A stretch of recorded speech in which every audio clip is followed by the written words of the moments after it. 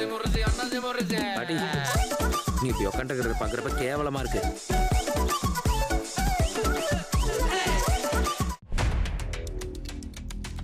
மத்திய கிழக்கை பொறுத்தவரை போர் என்பது மிகப்பெரிய அழிவுகளை ஏற்படுத்தி இருப்பதாக சொல்லப்படுகிறது. குறிப்பாக போரினுடைய கோர தாண்டவம் மனித உயிர்களை தாண்டி ஒரு தேசத்தின் ஆன்மாவாக கருதப்படும் கலாச்சார சின்னங்களையும் சிதைத்து வருகிறது. ஈரானின் கலாச்சார அமைச்சகம் இன்று வெளியிட்டுள்ள அறிக்கை உலக வரலாற்று ஆய்வாளர்களை பெரும் அதிர்ச்சியில் ஆழ்த்தியுள்ளது. அமெரிக்கா மற்றும் இஸ்ரேலினுடைய கூட்டு தாக்குதல்கள் தொடங்கியதிலிருந்து இதுவரை ஈரானின் 56 கலாச்சார சின்னங்கள் கடுமையான கட்டமைப்பு சேதங்களை சந்தித்துள்ளன. தாக்குதலுக்குள்ளான சின்னங்களில் 19 இடங்கள் டெஹ்ரான் மாகாணத்தில் மட்டுமே அமைந்துள்ளன. இதில் யுனெஸ்கோ அங்கீகாரம் பெற்ற புகழ்பெற்ற கோலஸ்தான் அரண்மனை மிக கடுமையாக பாதிக்கப்பட்டுள்ளது. குர்திஸ்தான் மாகாணத்தில் மட்டும் 12 முக்கிய வரலாற்று சின்னங்கள் தாக்குதலுக்கு உள்ளாகியுள்ளது. 17ஆம் நூற்றாண்டைச் சேர்ந்த உலக புகழ்பெற்ற நஷே ஜெஹான் சதுக்கம் மற்றும் பழமையான மசூதிகள் அருகில் விழுந்த குன்றுகள் அதிர்வால் சேதமடைந்துள்ளன. இந்த சேதம் ஒரு சாதாரணமான விடயம் இல்லை. கட்டிடங்கள் மீண்டும் கட்டலாம், ஆனால் ஆயிரக்கணக்கான ஆண்டுகால வரலாற்றை மீண்டும் உருவாக்க முடியாது என ஈரானிய அமைச்சகம் வேதனை தெரிவித்துள்ளது. போர் நடக்கும் நாடுகளுக்கிடையே உள்ள கலாச்சார சின்னங்களுக்கு பாதுகாக்க ப்ளூ ஷீல்டு சின்னத்தை ஈரான் தனது கட்டிடங்களில் பொறுத்து இருந்தது. அதை மீறியும் தாக்குதல் நடத்தப்பட்டிருப்பது சர்வதேச விதிகளை மீறிய செயலாகும். முன்னாள் குறிப்பாக ஜனாதிபதி டொனால்ட் ட்ரம்ப் ஈரானுடைய கலாச்சார தலங்களை தாக்க தயங்க மாட்டோம் என ஏற்கனவே எச்சரித்திருந்த நிலையில் இந்த தாக்குதல்கள் தற்போது அரங்கேறியுள்ளன. இப்படியான ஒரு சூழலில் உலகமே இன்று ஒரு மிகப்பெரிய பொருளாதார சரிவின் விளிம்பில் நிற்கிறது. கட்டாரில் உள்ள ஜாக் ஜவுன் பல்கலைக்கழக பேராசிரியர் சைடன் அல்கினானி இந்த போரின் மிக பாதிப்பான பக்கம் பற்றி வெளிச்சத்திற்கு கொண்டு வந்திருக்கிறார். ஹார்முஸ் ஜலசந்தியில் ஈரான் ஏதேனும் சிக்கல் செய்தால் ஈரானின் மிகப்பெரிய எண்ணெய் முனையமான காக்தீவை மொத்தமாக தாக்கும் உரிமை தனக்கு உண்டு என ட்ரம்ப் எச்சரித்துள்ளார். போர் குறையும் என அண்டை நாடுகள் எதிர்பார்த்த வேளையில் ட்ரம்பினுடைய இந்த விட்டுக் கொடுக்காத நிலைப்பாடு நிலைமையை இன்னும் மோசமாக்கியுள்ளதாக பேராசிரியர் அல்கினானி கூறியுள்ளார்.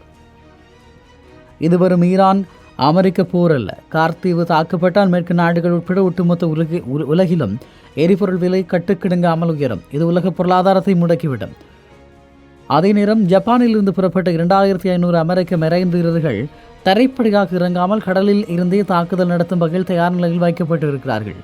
ஈரானின் உச்ச தலைவரை கொன்று அந்த நாட்டினுடைய ஆட்சியை விட்டு அமெரிக்கா போட்ட திட்டம் தோல்வியடைந்த நிலையில் இப்போது அந்த நாட்டினுடைய பொருளாதாரத்தை சிதைக்க அமெரிக்கா முடிவு செய்துள்ளதாக அக்னானி சுட்டிக்காட்டுகிறார். இந்த நிலையில் அமெரிக்காவினுடைய அரசியலமைப்பின் 2வது பிரிவின்படி அவசர காலங்களில் ஜனாதிபதி தன்னிச்சையாக செயற்பட முடியும். ஆனால் தெளிவான திட்டம் இல்லாமல் அமெரிக்கா இறங்குவது உலக நாடுகளின் நம்பிக்கையை சிதைக்கும். ஈரான் ஏற்றுமதி செய்யும் எண்ணெயில் 90% கார்த்தீவ் வழியாகவே செல்லுகிறது. இதை தகர்ப்பது என்பது ஈரானின் கழுத்தை நெரிப்பதற்கு சமம். அமெரிக்காவுக்குள்ளேயே ட்ரம்பினுடைய இந்த அதிரடி முடிவுகளுக்கு பெரிய எதிர்ப்பு கிளம்பி வருகிறது. எரிபொருள் விலை உயர்வுக்கு ட்ரம்பிற்கு உள்நாட்டில் பின்னடைவை ஏற்படுத்தலாம் என்றும் சொல்லுகிறார்கள்.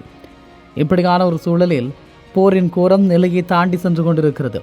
இராணுவ இலக்குகளை தாக்குகிறோம் என்று சொல்லி அமெரிக்கா மற்றும் இஸ்ரேலினுடைய வாதங்கள் அப்பாவி பிஞ்சுகளுடைய மரணத்தை இன்றும் கேள்விக்குள்ளாக்குகிறது.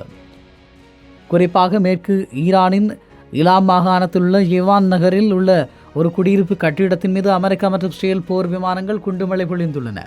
இந்த தாக்குதலில் ஒரே குடும்பத்தைச் சேர்ந்த 6 பேர் சம்பவ இடத்திலேயே உடல் சிதறி பலியாகியுள்ளனர். இதில் மிகவும் கொடுமையான விடயம் என்னவென்றால் பலியானவர்களில் 6 மாத கைக்குழந்தையும் ஒன்று. ஈரானிய ஊடகங்கள் வெளியிட்டுள்ள தகவலின்படி மீட்பு படையினர் இன்னும் இடிபாடுகளை அகற்றும் பணியில் ஈடுபட்டுள்ளனர். கட்டிடத்தின் அடியில் இன்னும் பலர் சிக்கியிருக்கலாம் என அஞ்சப்படுகிறது. குடியிருப்பு பகுதிகள் மீது நடத்தப்படும் இத்தகைய தாக்குதல்கள் ஈரானிய மக்களிடையே அமெரிக்காவுக்கு எதிரான பெரும் கோபத்தை ஏற்படுத்தியுள்ளதாக கூறப்படுகிறது. ஒரு 6 மாத குழந்தையை கொண்டிருப்பது சர்வதேச அளவில் அமெரிக்காவுக்கு பெரும் நெருக்கடியை கொடுக்கும். துல்லியமானதாக தாக்குதல் என்கின்ற அமெரிக்காவின் கூற்று இங்கே பொய்யாகிறது. இலாம் மாகாணம் ஈராக் எல்லைக்கு அருகில் இருப்பதால் அங்கிருந்து ஏவுகணைகள் ஏவப்படலாம் என்ற சந்தேகத்தில் இந்த தாக்குதல் நடத்தப்பட்டிருக்கலாம்.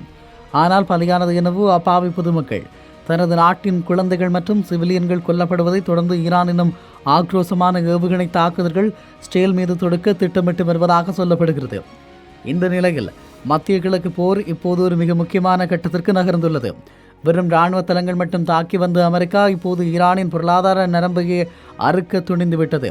பேராசிரியர் சைடன் அல்கினானி இந்த விடயம் தொடர்பாக இதனை ஒரு பொருளாதார போர் என வர்ணித்திருப்பதாக சர்வதேச ஊடகங்கள் செய்தி வெளியிட்டிருக்கிறது.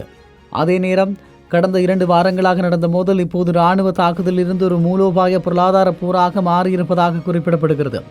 ஈரானின் எண்ணெய் ஏற்றுமதியில் 90% கையாளும் கார்த்திவை அமெரிக்கா இலக்கு வைத்திருப்பது ஈரானை பொருளாதார ரீதியாக செயலிழக்க செய்யும் திட்டமேயாகும். அமெரிக்கா ஈரானின் எண்ணெய் வளத்தை அளிப்பதைப் போலவே ஈரானும் கார்முஸ் ஜலசந்தியை முடக்குவதன் மூலமாக மேற்குலகின் எரிபொருள் விநியோகத்தை நிறுத்த பார்க்கிறது. இருதரப்பும் ஒருவர் மற்றொருவரின் பொருளாதார ஆதாரங்களை அழிப்பதன் மூலமாக எதிர்த்தரப்பை தங்கள் நிபந்தனைகளுக்கு பணிய வைக்க பேச்சுவார்த்தைக்கு கொண்டு வர முயலுகிறார்கள்.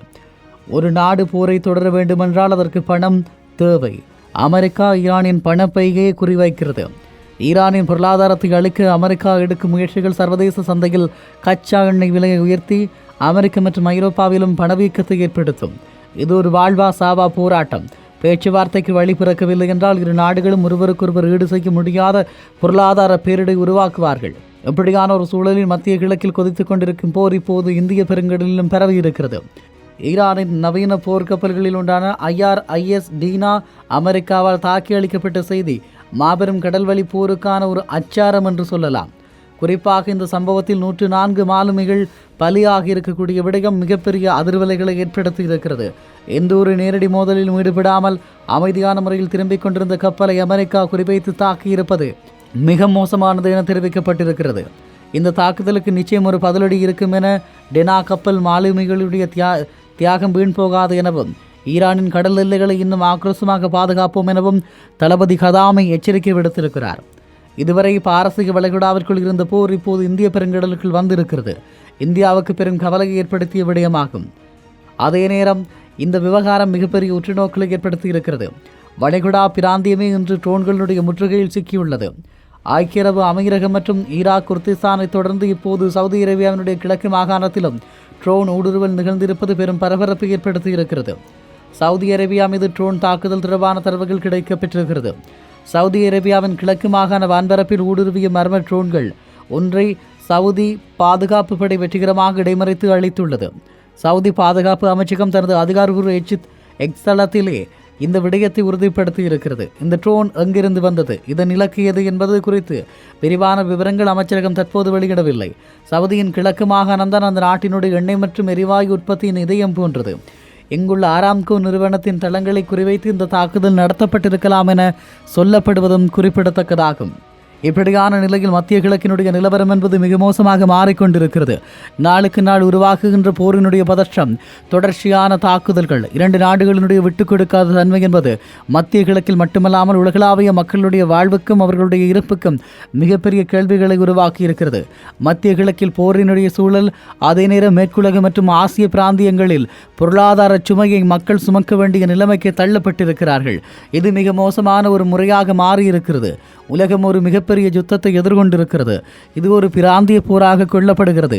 ஆகவே மக்களுடைய இருப்பை காப்பதற்காக மக்கள் தங்களுடைய இருப்பின் மீதான தங்களுடைய பொருளாதாரத்தை காப்பாற்றிக் கொள்வதற்கான இப்படியான முனைப்புகளை மேற்கொள்வது என்பதில் குழம்பி போயிருப்பதாக சொல்லப்படுகிறது. எது எப்படியோ மத்திய கிழக்கு மிக உக்கிரமான ஒரு போர்க்களமாக மாறியிருக்கிறது என்பது மாத்திரம் உண்மையாகும். இவை அண்மைய செய்திகளின் தொகுப்பு.